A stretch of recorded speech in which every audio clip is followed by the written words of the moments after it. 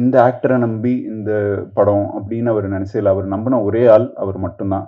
And ma'am சொன்ன மாதிரி நாங்கள் எப்படி இருந்தாலும் ஒரு மாதத்தில் ஒரு தடவை இதுன்னு பேசுவோம். ஒவ்வொரு தடவையும் ரொம்ப வருத்தப்படுவார். என்னென்னா அவருக்கு அந்த படத்து மேலே அந்த படம் என்னவா வந்திருக்கு, அந்த படத்துக்குள்ளே இருக்க இன்டெப்த்தான விஷயங்கள் அவர் என்னென்ன நினச்சி பண்ணினார் அப்படிங்கிறது அவர் ரொம்ப ஸ்ட்ராங்காகவும் உறுதியாகவும் நம்பினார்.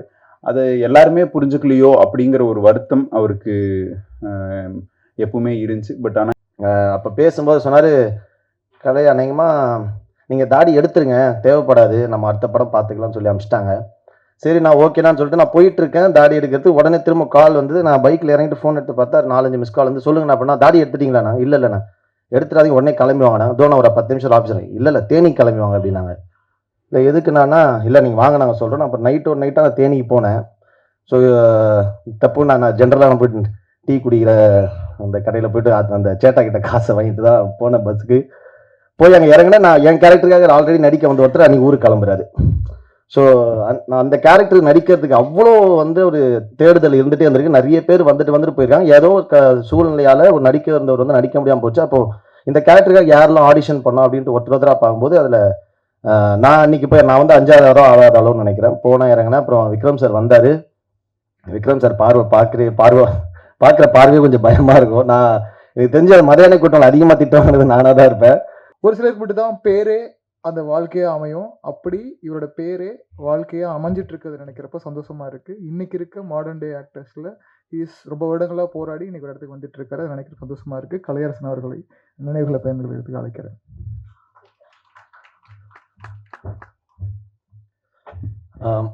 எல்லாருக்கும் வணக்கம். மேடையில் இருக்க பெரியவங்க, வந்திருக்க பத்திரிகை ஊடகம் எல்லாருக்கும் வணக்கம்.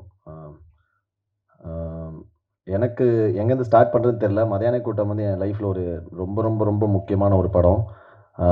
ஃபஸ்ட்டு கார்த்திக் அண்ணாக்கு ரொம்ப நன்றி இந்த மாதிரி ஒரு மீட்டை அரேஞ்ச் பண்ணதுக்கு. நிறைய விஷயம் இருக்குது மதியான கூட்டமில். வேலராமூர்த்தி சார் சொன்ன மாதிரி அவருக்கு அது முதல் படம். நான் வந்து அதுக்கு முன்னாடி நான் மதியான கூட்டம் உள்ளே போனதே ஒரு பெரிய கதை. ஏன்னா விக்ரம் சார் வந்து எவ்வளோ பர்ஃபெக்ஷனிஸ்ட்டுன்னு எல்லாருக்கும் தெரியும். நான் வந்து முகமுடின்ற ஒரு படம் முடிச்சுட்டு திரும்ப ஒரு ஆஃபீஸாக போய் ஃபோட்டோ கொடுத்துட்டு இருக்கும்போது யதார்த்தமாக மதியான கூட்டம் ஆஃபீஸ் போய் ஃபோட்டோ கொடுக்குறேன். அப்போ ஆல்ரெடி அந்த சில நபர்கள் அசிஸ்டன்ட் டைரக்டர்ஸ் மட்டும் இங்கே இருந்தாங்க. டைரக்ஷன் டீம்லாம் தேனி போயிட்டாங்கன்னு நினைக்கிறேன். அப்போ ஃபோட்டோ வாங்கிட்டு, இப்போ நல்ல கண்டுப்பா இந்த படத்தில் ஒரு மாதிரி கேரக்டர் இருந்தது பூலவராசான்னு. பட் ஆனால் அது ஆள் செலக்ட் பண்ணிட்டோம், நெக்ஸ்ட் ஏதாவது படம் இருந்தால் சொல்கிறோம். சரி ஓகே நான் வந்துட்டேன். அதுக்கப்புறம் இப்போ இந்த முயற்சி பண்ணுற காலங்களில் வந்து நம்ம தாடி வச்சுட்டு ஒரு ஆடிஷன் போவாங்க. போனால் தாடி இல்லைனா நீ தான்ப்பா இந்த கேரக்டர்னாங்க.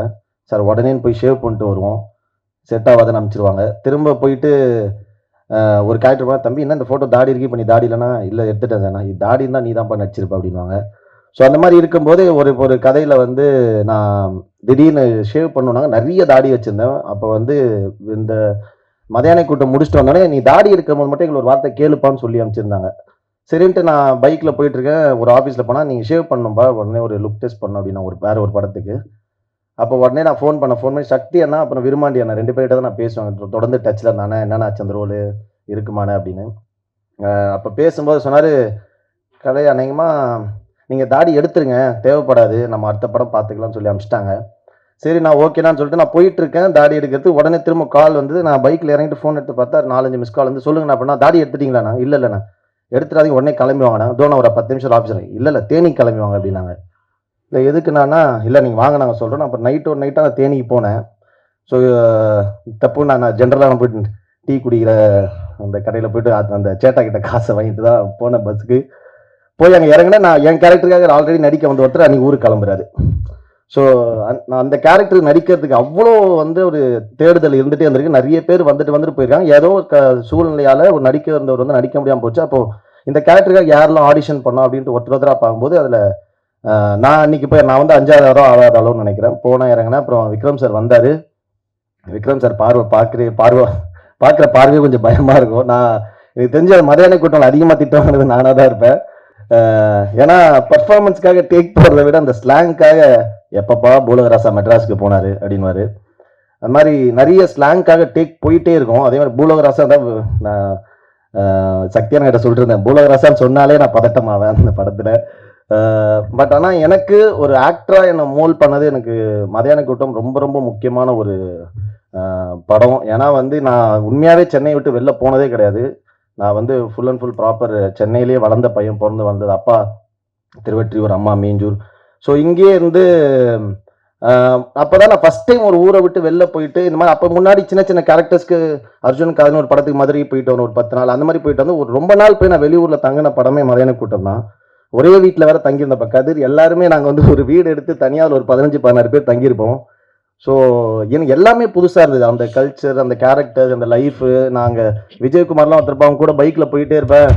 அவனுக்கே ஒரு நாளைக்கு எனக்கு தெரிஞ்சு 1500-2000 தான் சம்பளம். திடீர்னு ஒரு நாள் வரும், பைக்கில் போயிட்டு விசேஷ வீடு எதுப்பா அப்படின்வான். அந்த 3ஆவது 4வது வீடுன்னா போவான். நோட்டு வாங்கி வாங்கினா ஒரு 10,000 சம்பளத்தையும் எழுதும். யோ என்ன மொத்தமாக எழுத யார் வீடு தெரியாதுப்பா, சொந்தக்காரங்க. ஸோ விசேஷம் வச்சுருக்காங்க எழுதணும் அப்படின்வான். அதாவது தான் சம்பாரிச்ச அந்த அவர் சம்பளமே கம்மி தான், தான் சம்பாரிச்ச மொத்தத்தையும் எழுதிட்டு அங்கே போய் அவர் மொய்யா எழுதிட்டு வர்றாரு. அதெல்லாம் எனக்கு ரொம்ப புதுசாக இருந்தது. அவங்க அந்த ரிலேஷன்ஷிப்பை அந்த இதை வந்து வேல்யூ பண்ணுற அந்த படத்துலையுமே நாங்கள் ஃபஸ்ட்டு அந்த டெத்து சீன் தான் ஆரம்பித்தோம். அந்த டெத்து வந்து எவ்வளோ டீட்டெயில்டாக பண்ணுறாங்க அப்படின்றதுலாம் பயங்கரமான ஒரு லேர்னிங்காக இருந்தது. ஒரு ஆக்டரை என்ன மோல்ட் பண்ணிக்கிறதுக்கு விக்ரம் சாரோட ஒரு விஷயம், ஒரு சீனுக்கும் ஒரு 3 ஆப்ஷன் 4 ஆப்ஷன் நடிச்சு காட்டுவார். டயலாக் ஸ்லாங் எப்படி இருக்கணும், அந்த வாக் எப்படி இருக்கணும், லுக் எப்படி இருக்கணும், எல்லாமே அவர் பண்ணி காட்டுவார். நான் வேலராமூர்த்தி சார் எல்லாம் நாங்கள் உட்காந்து ரொம்ப நேரம் பேசிட்டே இருப்போம். அவரோட அப்போ வேலராமூர்த்தி சாரோட கதைகள் அவரோட லைஃப்பில் நடந்த விஷயங்கள்லாம் சொல்லும்போது பயங்கர இன்ஸ்பைரிங்காகவும் பயங்கர எக்ஸ்பீரியன்ஸாக வந்தது. Thank you sir. அம்மா, கதிர், அதுக்கப்புறம் எல்லாருமே தங்கச்சி கேட்டுறாரு. அந்த ஊர்லேயே நாங்கள் வந்து மதியான கூட்டம் ஷூட்டே வந்து ஒரு ப்ராப்பர் ஃபிலிம் ஷூட் அந்த மாதிரி இருக்காது. ஒரு இந்த கொரில்லா கேம் கான்செப்ட் மாதிரி ஒரு ஹிடன் கேமரா மாதிரி அப்படி வச்சுட்டு அந்தந்த கேரக்டரை பர்ஃபார்ம் பண்ண விட்டு அது ரொம்ப ஃப்ரீயாக ஸ்பேஸ் கொடுத்து, பட் ஆனால் ரொம்ப பர்ஃபெக்டாக அது வந்து எத்தனை டேக் போனாலும் அது வரணுன்றதுக்காக பயங்கரமாக தான் நினச்ச ஒரு விஷயம் அந்த ஃப்ரேமில் வந்துணுன்றதுக்காக 200% வந்து விக்ரம் சார் ஃபைட் பண்ணிட்டே இருப்பார். அதில் எனக்கு தெரிஞ்சு ரொம்ப சந்தோஷமான விஷயம், நான் மதியான கூட்டம்ல ஒரு சின்ன பார்ட்டாக இருந்தேன்றது. சக்தி அண்ணன், இளவரசன் அண்ணன், விருமாண்டி அண்ணன், இந்த மாதிரி அந்த ஒரு படமே எனக்கு ஒரு பெரிய சினிமாவில். ஏன்னா நம்ம ஒரு சின்ன ஸ்பேஸ் கிடைக்குமா, ஒரு டைலாக் பேசிட முடியுமான்னு சுற்றிட்டு இருந்த காலத்தில் நமக்கு அந்த மாதிரி ஒரு கேரக்டர் அமைஞ்சது வந்து ரொம்ப சூப்பரான விஷயம். கட் பண்ணிட்டு உடனே அப்படியே வந்தால் இங்கே வந்து, ஏன்னா நான் மதியான கூட்டம் பண்ணிட்டு இங்கே வரேன். இங்கே வந்தால் மெட்ராஸ்னு ஒரு படம், அப்படியே மெட்ராஸ் ஸ்லாங். நான் மதியான கூட்டம் லுக்கில் தான் மெட்ராஸ் லுக் டெஸ்ட்டே பண்ணேன், மொட்டை அடிச்சுட்டு. ஸோ அப்போ முடிஞ்சோடனே மெட்ராஸ் முடிச்சு. ஸோ இந்த மாதிரி ஒரு மதுரை, ஒரு தேனி மாவட்டத்திலேருந்து அந்த மாதிரி ஒரு கல்ச்சரில் வந்த ஒரு படமும் மெட்ராஸ் மாதிரி வந்த படமும் உடனே எனக்கு ஒரு நல்ல பேர் கொடுத்து 2 படமும். ஸோ அதனால் லைஃப்பில் நான் விக்ரம் சாருக்கு வந்து நான் இந்த சினிமாவில் இருக்கிற வரையும், உயிரோடு இருக்கிற வரையும் அந்த நன்றி எனக்கு இருக்கும். Thank you Vikram sir. கண்டிப்பாக நிறைய எக்ஸ்பீரியன்ஸ் இருக்குது மதியான கூட்டமில், இன்னும் வரவங்க நிறைய சொல்லுவாங்க. எப்பவுமே ஒரு சினிமான்றது வந்து எத்தனை வருஷம் ஆனாலும் அதை கண்டிப்பாக அது இருக்கும். அந்த படைப்பு வந்து என்றைக்குமே அழியாது. ஸோ அதுக்கு ஒரு எக்ஸாம்பிள் தான் இது. இப்போ விக்ரம் சார் நம்மளோட இல்லைனாலுமே மதியான கூட்டம்ன்ற படம் இன்னும் ஒரு 100-200 வருஷம் ஆனாலும் இங்கே ஒரு லைப்ரரி மாதிரி அந்த படம் நியூ ஃபிலிம் மேக்கர்ஸ்க்கு ஒரு எப்படி ஒரு ஸ்டோரி டெல்லிங் வந்து எவ்வளோ இன்ட்ரெஸ்டிங்காக பண்ணும். ஒரு ஸ்க்ரீன் பிளே, ஒரு டெத்தில் ஒரு படம் ஆரம்பித்து ஒரு பல ஸ்க்ரீன் பிளே பல இடங்கள் போய்ட்டு திரும்ப அந்த டெத்லேயே அந்த இன்ட்ரோல் பிளாக் வரும். அதெல்லாம் பயங்கர ஃபேசினேட்டிங்காக இருக்கும். So thank you every one. ரொம்ப சந்தோஷம், நன்றி.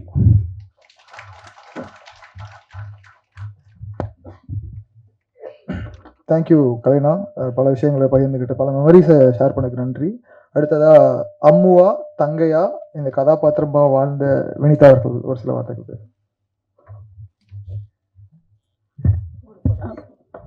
இங்கே வருகிறதற்கும் அனைவருக்கும் மாலை வணக்கத்தோட நன்றியை தெரிவிச்சுக்கிறேன். இந்த படம் வந்து எனக்கு லைஃப்பில் ஒரு பெரிய பேர் வாங்கி கொடுத்த படம். மதுரை சைடெல்லாம் போனால் உங்கள் சாங் இல்லாமல் இங்கே கல்யாணம் நடக்கிறது இல்லை அப்படின்லாம் சொல்லும் போது ஒரு மாதிரி பூரிப்பாக இருக்கும். சாரோட ஒர்க் பண்ணது வந்து ஒரு பெரிய எக்ஸ்பீரியன்ஸாக இருந்தது. சார் ஒரு பேட்டியில் சொல்லியிருந்தாங்க, இந்த படத்தில் வந்து எனக்கு ஒரு சோப்படவா கூட கிடைக்கல அப்படின்னு ரொம்ப ஆதங்கமாக சொல்லியிருந்தாரு. ஆனால் இன்றைக்கி இந்த புத்தகம் மூலிமா இனிமேல் வரக்கூடிய கலைஞர்களுக்கு எல்லாருக்கும் ஒரு அடித்தளம் போட்டு போயிருக்காரு அப்படின்னு நினைக்கும்போது ரொம்ப ரொம்ப ரொம்ப பெருமையாகவும் சந்தோஷமாகவும் இருக்குது. கண்டிப்பாக சாரோட ஆத்மா வந்து சாந்தி அடையும். எங்கள் படத்தோட பாடலில் ஒரு லைன் வரும், மதியான கூட்டத்துக்கு மரியாதை செலுத்திக்கிறோம். உண்மையாகவே இந்த மதியான கூட்டத்துக்கு மரியாதை செலுத்துறதுக்காக இவ்வளோ பேர் வந்தது நினைக்கும் ரொம்ப சந்தோஷமாக இருக்குது. அம்மா நாங்கள்லாம் இருக்கோம், நீங்கள் ஒன்றும் கவலைப்படாதீங்க. வாய்ப்பளித்த எல்லாருக்கும் ரொம்ப நன்றி. தேங்க்யூ. தேங்க்யூ.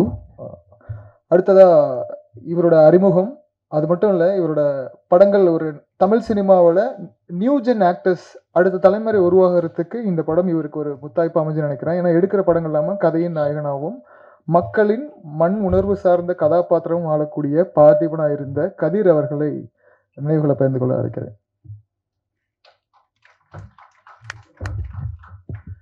வந்திருக்க எல்லாத்துக்கும் வணக்கம். மேம் சொன்ன மாதிரி அந்த ஏவி தான் அது ஒரு ஒரு ஒரு அந்த மெமரியை ட்ரிகர் பண்ண ஒரு விஷயமா இருக்குது. எனக்கு வந்து இங்கே எல்லாத்துக்குமே சினிமாவை பற்றின நாலேஜும் அறிவும் அந்த கதை எப்படி வரப்போகுது அப்படிங்கிற எல்லாமே எனக்கு அவங்களுக்கு தெரியும். பட் ஆனால் எந்த இதுவுமே எனக்கு தெரியாது. ஃபஸ்ட்டு விக்ரம் சார் இதுன்னு மீட் பண்ணோம். இது வரைக்கும் எனக்கு சொல்லப்போனால் படம் பார்க்குறப்ப தான் இதோட கதையே எனக்கு தெரியுமோ இல்லையோ, மற்றபடி அதுக்கு முன்னாடி ஒரு புக் ஒன்று கொடுத்தாரு. அது அது என்ன புக்குன்னு கூட தெரியல. ஜென்ரலாக நம்மளுக்கு புக்குனாலே கொஞ்சம் ரொம்பவே ஃபிசிக்ஸ் புக்கு கெமிஸ்ட்ரி எல்லாம் சைடில் வச்சோடனே படுத்து தூங்கிடுவேன். அந்த மாதிரி ஆள் நான். ஸோ இது வரைக்கும் அந்த புக்கு படிக்கவும் இல்லை. அட்லீஸ்ட் நீங்கள் எழுதின புக்கு கண்டிப்பாக படிக்கணும்னு ஆசைப்பட்றேன். மதையானை கூட்டம் பொறுத்த வரைக்கும் ஃபஸ்ட்டு சரி நடிக்க போகிறோம் அப்படின்னோடனே நம்ம டிவியில் பார்த்து நடித்த ஆக்டர்ஸ் இதெல்லாம் நல்ல கலராக சூப்பராக கமல் சார் மாதிரி இருப்பாங்க அப்படின்னு சொல்லிட்டு எங்கள் அம்மா, நீ வேறு இதுன்னு போகிற ஒரு தடவை ஃபேஷியல் பண்ணிட்டு போ அப்படின்னு சொல்லி எங்கள் அம்மா ஃபேஷியல்லாம் பண்ணிட்டுதுன்னு ஃபஸ்ட்டு பார்த்தோன்னே ரொம்ப நேரமாக பார்த்துக்கிட்டே இருந்தார். பார்த்துட்டு தாடி எவ்வளோ வளரும் அப்படின்னு கேட்டார். தெரில சார், நான் ஒரு நாளைக்கு மேலே வளர்ந்துச்சுன்னா ட்ரிம் பண்ணிடுவேன், இல்லை அன்றைக்கி கரண்ட் வேலை செய்யலை அப்படின்னா காலேஜுக்கு போகிறத விட்டுருவேன். ஸோ அதனால் ட்ரிம் பண்ணாமல் இது வரைக்கும் போனதே இல்லை அப்படின்னு. இன்னிலிருந்தே ட்ரிம்மே பண்ணாதீங்க. சரி ஓகே. நானும் ட்ரிம் பண்ணாமல் இது இருந்துச்சு. நான் ஃபைனல் இயர் காலேஜ் படிச்சுட்ருக்கேன். ட்ரிம் பண்ணல, உடம்பு இழைக்கணுன்ட்டாங்க. இந்த இதெல்லாம் எதுன்னு பார்த்துட்டு என் காலேஜில் என்னென்னு முடிவு பண்ணிட்டாங்கன்னா, பையனுக்கு ஏதோ ஒரு பெரிய வியாதி, குணமே படுத்த முடியாதாட்டிருக்கு அப்படின்னு சொல்லிட்டு நானும் ஒரு 6 months காலேஜ் டைமில் ஷூட்டிங் இருந்தது. அதனால் லீவ் போட்டுட்டு போகலை. அவங்களும் பையன் வந்து பிழைக்க மாட்டானாட்டிருக்கு அப்படிங்கிற ஒரு ஸ்டேஜில் ஹாஸ்பிட்டல்லாம் இருப்பானாட்டிருக்கு, அதனால் இவனுக்கு ப்ராக்சி போட்டாச்சும் பாஸ் பண்ணி விட்ருவேன். பாஸ் பண்ணது தான் நான் அந்த டிகிரி. ஸோ மதையானை கூட்டம் நான் பயங்கரமாக ஆசைப்பட்டு சினிமாவில் இது பண்ணணும் அப்படிங்கிற ஒரு ஆசையில் நான் சினிமாக்குள்ளே ஜெனுவனாகவே வரல. பட் ஆனால் எந்த இடத்துல எங்கே இருந்தோம்னாலும் அதை பண்ணுற விஷயத்தில் 100% உழைப்பு போடணுங்கிற எண்ணமும் ஆர்வமும் எனக்கு இருக்குது. இன்றைக்கி பண்ணுற எல்லா படங்களும் ரொம்ப நேசித்து ரொம்ப ஆரோக்கியமாகவும் இருக்கணும்னு நினச்சி பண்ணுற படம். அண்டு மதையானை கூட்டமோட கல்ச்சர் இல்லை, நான் ஃபஸ்ட்டு தடவை மதுரை போனதும் மதையானை கூட்டமோட ஷூட்டிங்க்கு தான். ஸோ மதையானை கூட்டம் பொறுத்த வரைக்கும் எனக்கு எல்லாமே புதுசு. அதுக்கப்புறம் ஃபஸ்ட்டு ஒரு 7 days வந்து மொட்டை மாடியில் தான் ஷூட் பண்ணாங்க. நானும் என்ன மொட்டை மாடியிலேயே 7 நாளாக எடுக்கிறாங்க என்ன. ஃபஸ்ட்டு ½ day, அதாவது அந்த வெயில் முடிகிற வரைக்கும் இதுன்னு எடுப்பாங்க. அதுக்கப்புறம் நான் 7வது நாள் கேட்டேன், நான் ரொம்ப வெயிலாக இருக்குது, நம்ம இது பண்ணிட்டு சாயந்தரத்துக்கு மேலே இல்லைப்பா நீ கொஞ்சம் கலராக இருக்கு அப்படின்னாரு. நான் கேட்டேன், நான் இது வரைக்கும் நீங்கள் கலராக நாளை பார்த்ததே இல்லையா, என்ன போய் கலருன்னு சொல்கிறீங்க அப்படின்னு சொல்லி ஒரு 7 நாள் வெயிலில் ஷூட் பண்ணி அந்த அவர் மனசில் இருக்க ஒரு கேரக்டரை எல்லா கேரக்டராகவும் அவர் மனசில் இருக்கிறவங்களா மாற்றி அந்த படத்தை இதுன்னு எடுத்தார். அண்ட் அவர் வந்து இந்த ஆக்டரை நம்பி இந்த படம் அப்படின்னு அவர் நினச்சதில்லை. அவர் நம்பின ஒரே ஆள் அவர் மட்டும்தான். அண்ட் மேம் சொன்ன மாதிரி நாங்கள் எப்படி இருந்தாலும் ஒரு மாதத்தில் ஒரு தடவை இதுன்னு பேசுவோம். ஒவ்வொரு தடவையும் ரொம்ப வருத்தப்படுவார். என்னென்னா அவருக்கு அந்த படத்து மேலே அந்த படம் என்னவா வந்திருக்கு, அந்த படத்துக்குள்ளே இருக்க இன்டெப்த்தான விஷயங்கள் அவர் என்னென்ன நினச்சி பண்ணினார் அப்படிங்கிறது அவர் ரொம்ப ஸ்ட்ராங்காகவும் உறுதியாகவும் நம்பினார். அதை எல்லாருமே புரிஞ்சுக்கலையோ அப்படிங்கிற ஒரு வருத்தம் அவருக்கு எப்பவுமே இருந்துச்சு. பட் ஆனால் இன்னைக்கு ஒரு சண்டே நீங்கள் எல்லாருமே வந்து அவர் மறந்ததுக்கப்புறமும் ஒரு புத்தக வெளியீட்டு விழாவுக்கு நீங்கள் வந்து கலந்துக்கிட்டதில் ரொம்ப ரொம்ப சந்தோஷம். ஏன்னா அவர் வந்து காசு பணம் இவ்வளோ சம்பாரிச்சு அப்படிங்கிற மாதிரிலாம் இது வரைக்கும் ஒரு நாள் கூட பேசினதே இல்லை. அவருக்கு தெரிஞ்சது சினிமா அண்ட் அதுக்கு பின்னாடி இருக்க உழைப்பு, அவருக்கு உண்டான ஒரு ரெக்கக்னிஷன். அவர் ஒரு படம் பண்ணார், அதை வந்து ஷூட்லேயும் அப்படிதான். எப்பவுமே அந்த படம் அந்த ஷாட் நீங்கள் அதை தவிர வேறு நான்லாம் ஒரு ஒரு ஒரு டோட்டல் ஒரு நாள் ஃபுல்லாக சாப்பிடாம டீ மட்டுமே குடிச்சிட்டு ஷூட் பண்ணியெல்லாம் பார்த்துருக்கேன். அதுக்கப்புறம் அடுத்த நாள் நம்ம சண்டை போடணும். ஏன்னா நான் சொன்னேன், நீங்கள் அட்லீஸ்ட் வந்து இந்த ஒரு ஸ்கெட்யூல் முடிகிற வரைக்குமாச்சும் இருக்குன்னா ஒரு நாள் ஃபுல்லாக அது டென்ஷன் ஆகிட்டாருன்னா அதுக்கப்புறம் அதுலேயே ஸ்டிக் ஆன் ஆயிடுவார். அந்த ஷார்ட்டும் அந்த இதுவும் வர்றதுக்கு அவ்வளோ உழைப்பு. அண்டு மதையானை கூட்டம் அப்படின்னு ஒரு டைட்டில் சொன்னேன்னு நான் எங்கள் மாமாட்ட போய் சொல்கிறேன், மதையானை கூட்டம்னு ஒரு டைட்டில் அப்படின்னு. மதம் பிடிச்சியான கூட்டமாக வராதே அப்படின்னு என்கிட்ட இருந்தார். அன்றைக்கி தான் கடைசி அவருக்கு வந்து நான் படம் பண்ணுறதோட டைட்டில் சொல்கிறது நிறுத்தினது. ஆனால் அப்படி ஒரு மதம் பிடிச்ச யானை கூட்டமாக வந்தால், ஒரே ஆளாக வந்தால் என்னவா இருக்குமோ அதுதான் விக்ரம்னா. அண்டு அவர் என்னை விட எங்கள் அப்பாவுக்கு இன்னும் நல்ல க்ளோஸு. எங்கள் வீட்டில் எங்கள் ஃபேமிலியில் ஒருத்தர் மாதிரி. அண்ட் இன்னைக்கு சினிமாவில் நான் இருக்கேன், இல்லை சினிமாவில் படம் பண்ணுறதுக்கு உண்டான எல்லா காரணமும் அவர் தான். மறுபடியும் இன்னொரு படம் பண்ணணும், நிறைய பேசணும், அது நடக்காததும் ஒரு பெரிய வருத்தம். அண்ட் விக்ரமனா is always close to my heart. And இந்த ஏவி பார்க்குறப்போ நிறைய மெமரிஸ் கலைனாவோட. எனக்கு வந்து ஒரு 3 அண்ணா மாறி இருப்பாங்க. எப்போ இன்னிலிருந்து இவர் தான் அவங்க அண்ணா அப்படின்னு சொல்லி ஒரு 4 நாள் இதுன்னு போனோம். அந்த 4வது நாளைக்கு அப்புறமேல அந்த அண்ணா இருக்க மாட்டாங்க. அப்படி கடைசியாக வந்த அண்ணா தான் கலைனா. அண்டு நானும் பார்த்துருக்கேன், நைட்டு அந்த பஸ் ஸ்டாண்டுக்கு நடுவில் தலைவனை வச்சு செய்ன்னு செய்வார். நம்மளுக்கு அப்பப்போ நம்ம இன்னைக்கு தப்பிச்சிட்டோங்கிற ஒரு சந்தோஷம் இருக்கும். அண்டு இருக்கு, நானும் யோசிக்கிறேன், நிறைய மெமரிஸ் டு ஷேர். அண்ட் அவர் இருக்கிறப்போ இந்த ரெக்கக்னிஷனும் இந்த இதுவும் நடந்துருந்துச்சுன்னா ரொம்ப ரொம்ப சந்தோஷப்பட்டிருப்பாரு. அதுதான் நான் இன்னைக்கு நான் ரொம்ப மிஸ் பண்ணுறதோட இது. And thank you. அவர் இருந்தாலும் அவர் ஆத்மா சாந்தி அடைக்கிறதுக்கு ரொம்ப வேண்டிக்கிறேன். அண்ட் எல்லாத்துக்கும் நன்றி. தேங்க்யூ.